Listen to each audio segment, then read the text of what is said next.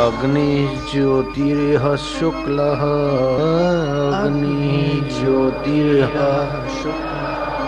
अग्निज्योतिर्ह शुक्लः अग्निज्योतिर्ह षड्मासा उत्तरायणं षड्मासा उत्तरायणं तत्र प्रयता गच्छन्ति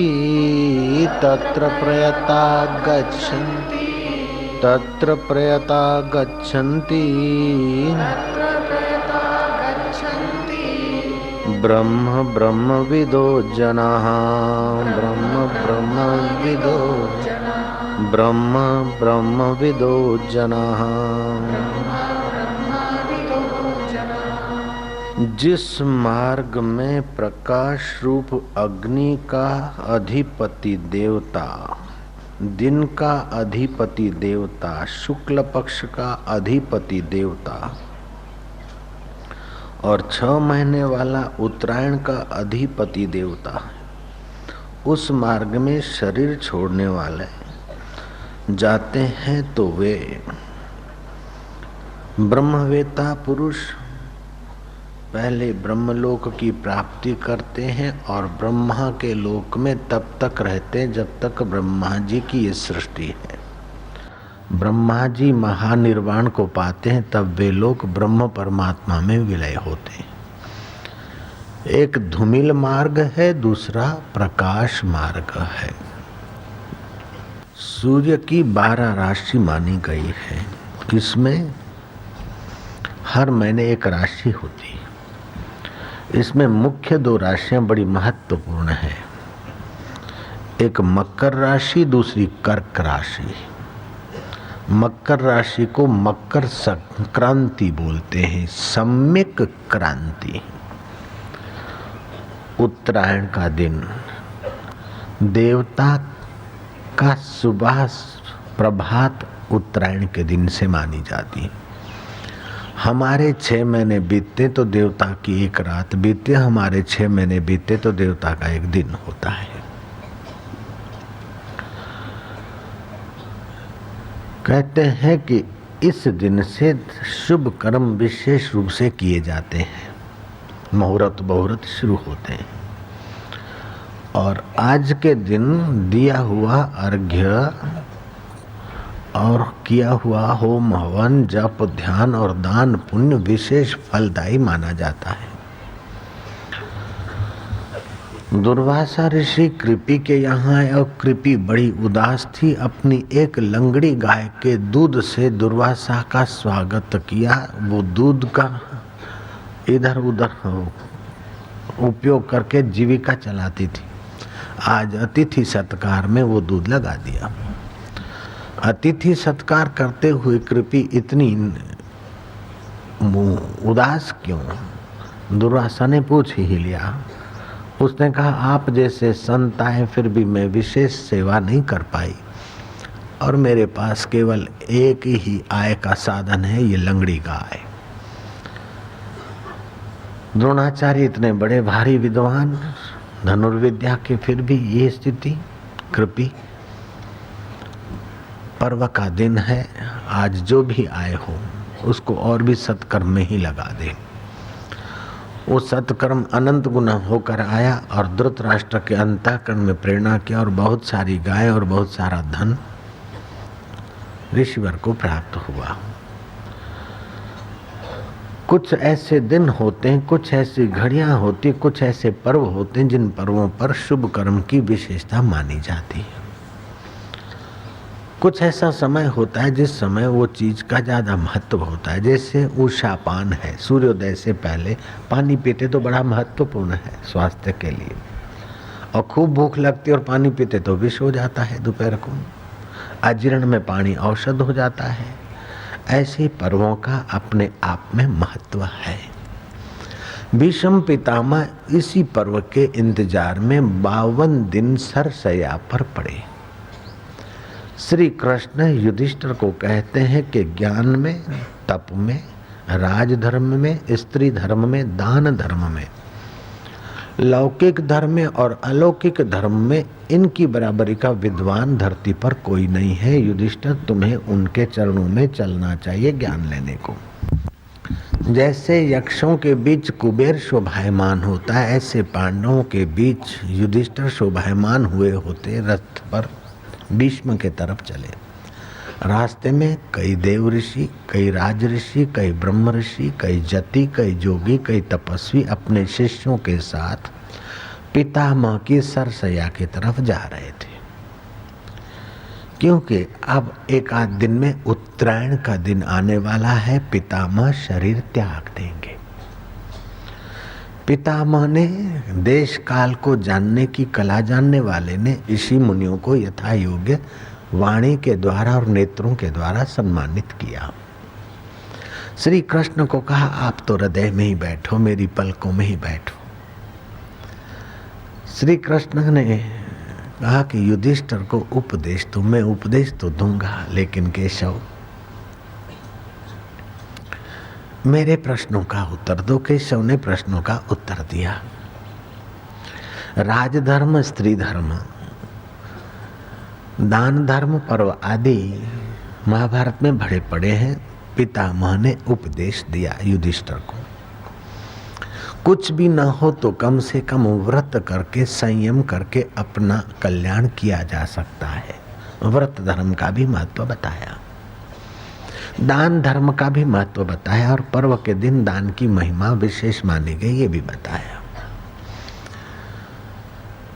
फिर युधिष्ठिर को उपदेश देने वाले भीष्म कहते हैं कि कृष्ण, आज तक तो तुमने अपने भक्तों को प्रतीक्षा कराई है, लेकिन आज ये तुम्हारा भक्त तुम्हें प्रतीक्षा कराना चाहता है।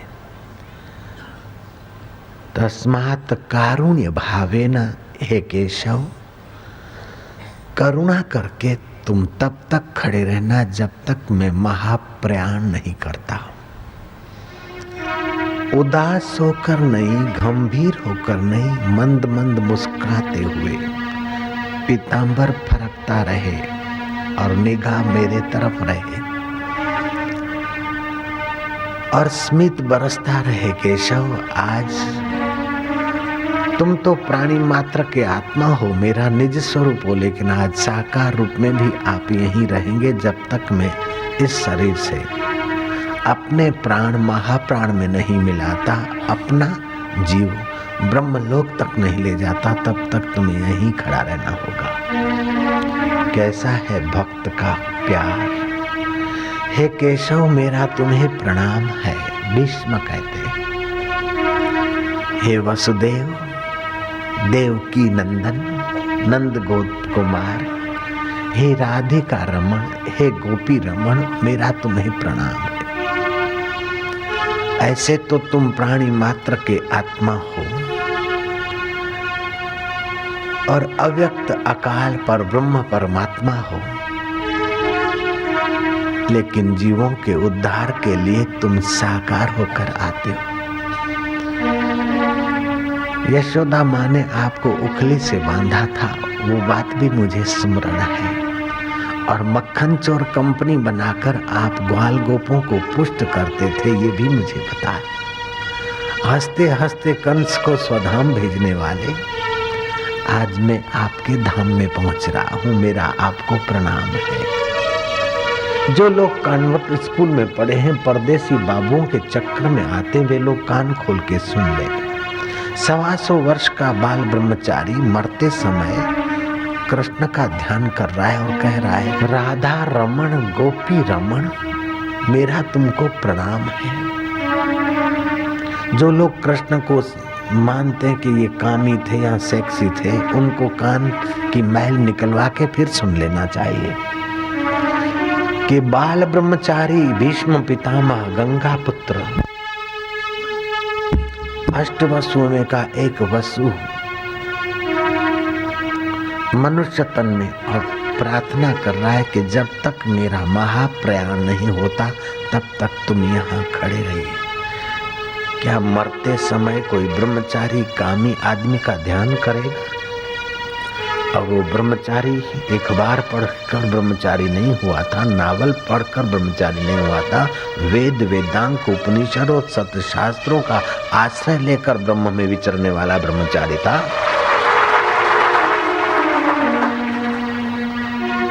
और युद्ध में तीर कोई ऐसा नहीं कि धरती पे तीर बिछा दी और फिर सो गए थे, नहीं, छाती से तीर लगे और पीठ से निकले थे। उन तीरों की शैया पर शयन किया और कहता है तकिया चाहिए, मुझे तकिया चाहिए, तकिया लाओ। कर्ण और दुर्योधन रुई के तकिए ले गए।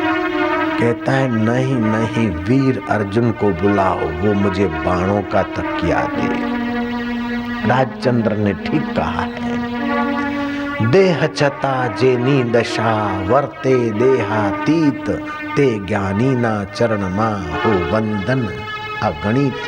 गुरु दीवो गुरु देवता, गुरु बिन घोर अंधार, जे गुरु वाणी वेगड़ा रड़बड़िया संसार। जिन्होंने गुरु की वाणी नहीं सुनी वो संसार में रड़बड़े। उमा तिन के बड़े अभाग, शिव जी कहते हैं, उमा तिन के बड़े अभाग, जे नर हरि तजी विषय भजे। और शिव जी कहते हैं कि उमा संत समागम सम, और न लाभ कछु आन, बिनु हरि कृपा उपजे नहीं, गावही वेद पुराण। ऐसा नहीं कहते कि स्वर्ग समागम सम, डॉलर समागम सम, द्राम समागम सम, पाउंड समागम सम, गांधीनगर या दिल्ली की कुर्सी समागम सम, और न लाभ कछुआन। ऐसा नहीं कहा है। कुर्सी मिलने के बाद भी जीवन में बहुत कुछ कमियां रह जाती है, लेकिन सत्संग के द्वारा जो सत्य स्वरूप का ज्ञान शांति मिलती है तो जीवन पूर्णता का एहसास करता है और पूर्ण परमेश्वर में विश्रांति पा लेता है। उत्तरायण, संक्रांति, सम्यक क्रांति, सबकी भलाई में अपनी भलाई, सबकी उन्नति में अपनी उन्नति, सबके मंगल में अपना मंगल। भीष्म पितामह कहते हैं कि कृष्ण, मुझे वो भी याद है कि घोड़ों की टापों से उड़ी हुई धूल से तुम्हारे बाल घिंघरूले मटमैले से हो गए थे, और युद्ध के परिश्रम से आपके चेहरे पर पसीने की बूंदें उभर आई थी, और ढलते सूर्य का प्रकाश मानो उन बूंदों को मोतियों का सा रंग दे रहा था। हे रंग रंगीले छेल छबीले, मेरा तुमको प्रणाम है। मैं आतताई आपको तीक्ष्ण बाणों से आपकी उंगलियों पर प्रहार कर रहा था, और आपने मेरी सदगति करने के लिए मुझ पर प्रहार किया। हथियार न उठाने का संकल्प होते हुए भी आपने हथियार उठाया मेरे संकल्प को साकार करने के लिए, नहीं तो श्रीखंडी क्या मुझे मारता। लेकिन हे नाथ, आपने अपने भक्त को सदगति देने के लिए ही अर्जुन को उकसाया। मेरा आपको प्रणाम है। कैसी सम्यक क्रांति है जिसके द्वारा बाण लगे हैं और उसका सद्गुण दिख रहा है। कैसी क्रांति। आज का कोई होता तो गांठ बांध के रख देता कि काय का कृष्ण, काय का ये, मेरे को मरवा दिया। हथियार न उठाने का संकल्प करके हथियार उठाया। काय का भगवान, काय का गुरु। જોઈ લઈશ ઘેરે ઘેરને ગામે ગામ જેને તમારી નિંદા કરીશ। 9 કાગળિયા 6 કાગળિયા છપાઈશ ને ઘરના ખર્ચે પોતાની 7 પેઢીઓને નર્કમાં લઈ જઈશ।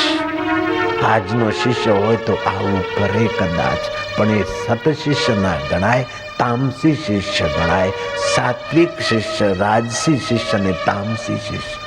सात्विक शिष्य अथवा सात्विक भक्त के जीवन में गुरु या भगवान के तरफ से विषम व्यवहार होता है, तभी भी वो धन्यवाद देता है कि आप कितने दयालु हो। मुझ आतताई को आपने बाणों की सया पर सुलाया, आप कितने दयालु हो। ये सात्विक भक्त के लक्षण है। राजसी हो के अच्छा, हमने तो आपको गुरु माना, भगवान माना, और आपने ऐसा किया, चलो कोई बात नहीं, हम सह लेते, लेकिन आपको ऐसा नहीं करना चाहिए था। ये राजसी आदमी की बात। और तामसी हो कि लोगों ने बच्चे मने उतारी पड़ा, हवे हूँ जोई लईश। ગામે ગામ આમ કરીને વ્યક્તિ વ્યક્તિની શ્રદ્ધા તોડીને કુટુંબ સહિત સાત સાત પેઢી સહિત નરકે જઈશ તો જઈશ, પણ બાવા તારી ખેર નહીં. જય શ્રી કૃષ્ણ. સાત્વિક શ્રદ્ધા, રાજસ શ્રद्धा અને तामस श्रद्धा. सात्विक भोजन, राजस भोजन और तामस भोजन. अब हम भोजन कैसा करते हैं? जैसा भी करते हो, आज से सात्विक भोजन, सात्विक संग और सात्विक विचार करके अपने जीवन को भीष्म पितामह की नाई उस पर ब्रह्म परमात्मा के साथ तदाकार करने के लिए तुम्हारा जन्म हुआ, इस बात को कभी न भूलिए. कितनी शक्ति है उस योद्धा में कि मुझे रुई का तकिया नहीं चाहिए, अर्जुन को बुलाओ तकिया देगा. 1, 2 और 3 बाण सिर पर मारे गए और वह सिर से पार हुए, सिराना बनाकर से. जन्मेजय को वैशंपायन जी कहते हैं कि फिर क्या हुआ? जब अंतिम यात्रा का समय हुआ तो उस योद्धा ने उपदेश देना बंद किया और प्राण की धारणा की. धारणा शक्ति से अपने प्राण शरीर के अंगों से खींचते खींचते ऊपर लाए. जिन जिन अंगों से पितामह ने प्राण खींच लिया, उन उन अंगों में लगे हुए बाण गिर पड़े और घाव भर गए. कैसा प्राण शक्ति की उपासना है! ऐसे करते करते सारे शरीर के प्राण वो ब्रह्मरंध्र में लाए और सारे बाण निकल गए और घाव भर गए. फिर पितामह ने उस प्राण को ब्रह्मरंध्र में लाकर ब्रह्मरंध्र फोड़कर आकाश की यात्रा की, उत्तरायण मार्ग की. और उत्तरायण मार्ग से देखते देखते वो व्यापक प्राण में लीन हुए. श्री कृष्ण ने, पांडवों ने और ऋषि मुनियों ने साधुवाद देते हुए उस पितामह की अंत्येष्टि की.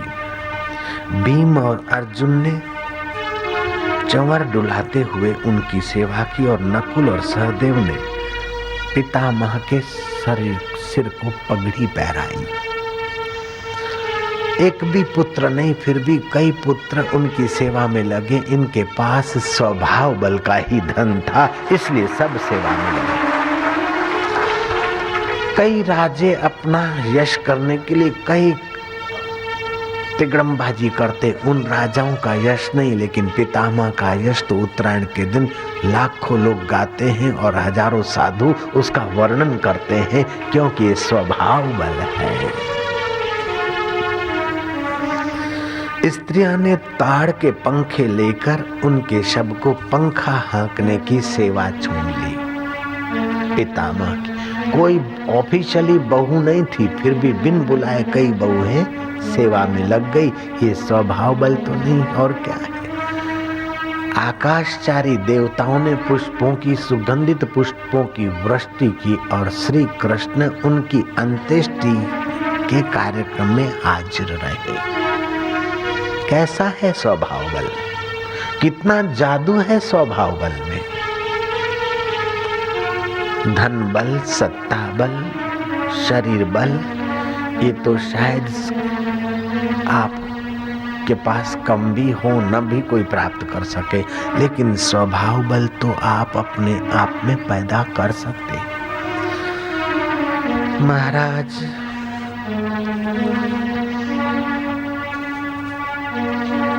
उत्तरायण के इस पर्व को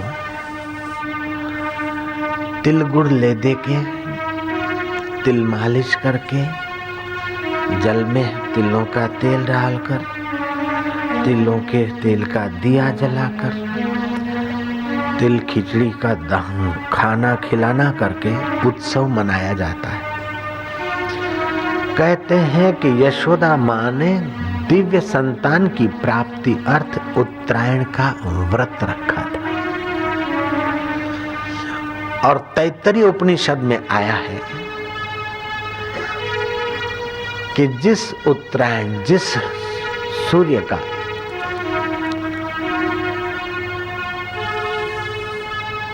मकर राशि में प्रवेश का इंतजार करने वाले पितामह ने 52 दिन इंतजार किया। उस सूर्य का ध्यान करने से बुद्धि शक्ति और स्वभाव शक्ति का विकास होता है। तो मैं आपको ये सलाह देता हूँ कि सुबह सुबह सूर्य का जल्दी से दर्शन कर लीजिए और आंखें बंद करके सूर्य नारायण का ध्यान करें तो लाभ होता है।